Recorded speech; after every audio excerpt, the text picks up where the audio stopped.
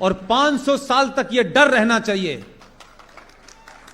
कि अगर इस देश की सनातन संस्कृति के साथ जो भी कुछ तुमने किया है, इस देश के हजारों मंदिरों को तुमने तोड़ा है, तुम मंदिर तोड़ने वालों के साथ खड़े हो, भारत के साथ नहीं खड़े हो। तो तुम्हें अगर डर लगता है तो कई हजार साल तक लगना चाहिए, और जो डराने में सक्षम है उसे आप गद्दी पे बिठाते रहिए।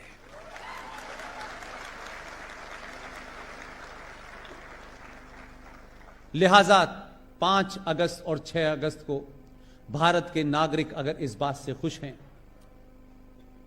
कि देश में सब कुछ ठीक हो गया है, असली चुनौती आपकी 6 अगस्त के बाद शुरू हुई है। जिन्होंने 1000 साल में नहीं सोचा था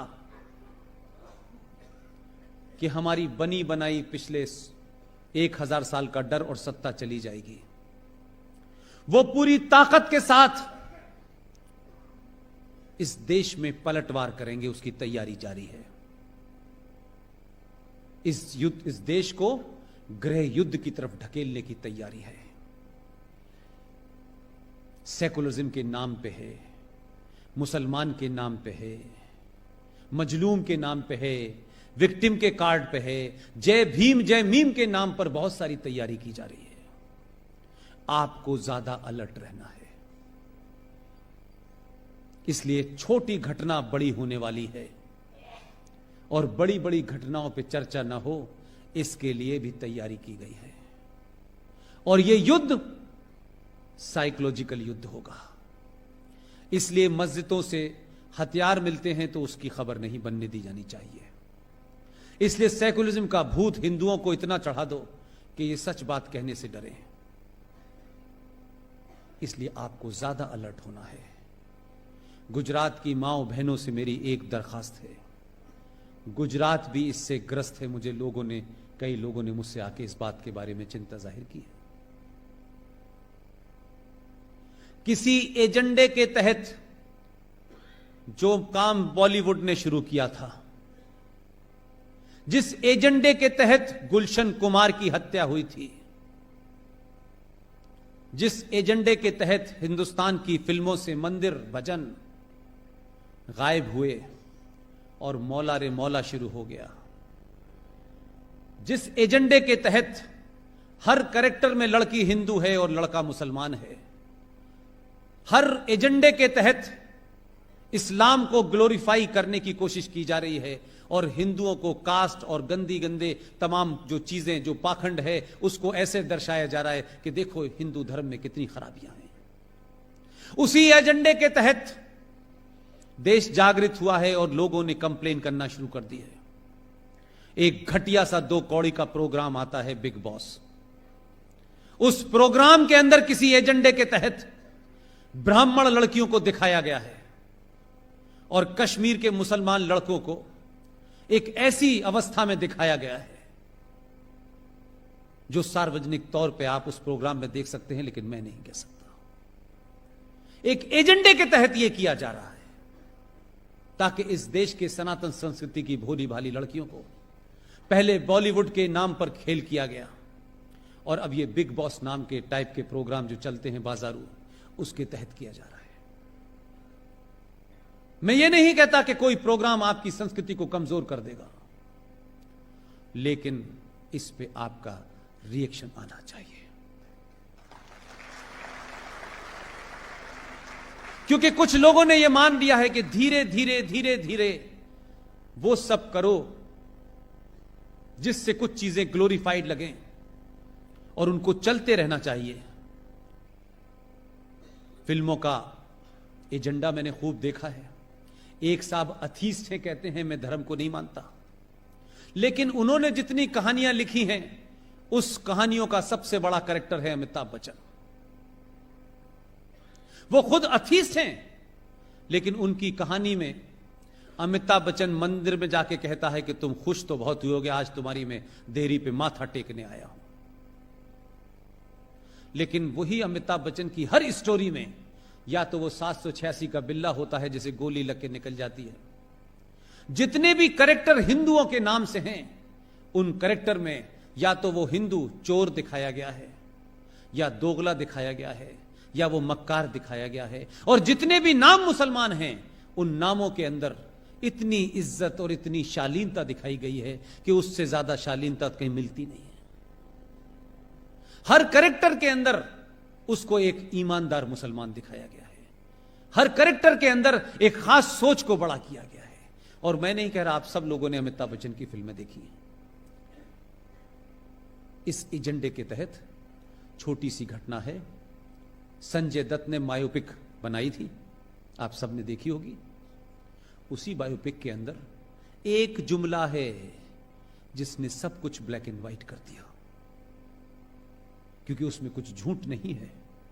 संजय दत्त के पिताजी सुनील दत्त ने जब नरगिस से शादी करने का प्रपोजल रखा, आप जानते हैं उस वक्त के मुंबई का माफिया डॉन हाजी मस्तान ने फोन किया सुनील दत्त को और कहा कि तुम्हें किसने कहा है कि नरगिस से शादी करो, और उसको अपने उस अड्डे पे बुलाया। यह सच्ची घटना है। और उसने कहा कि मैं नरगिस को खुश रखूंगा, आप यकीन मानिए। इस देश में स्थिति आपकी यह थी कि आप किससे शादी करें, उसके लिए उस मुसलमान अगर माफिया डॉन है तो उसकी भी इजाजत लेनी पड़ेगी।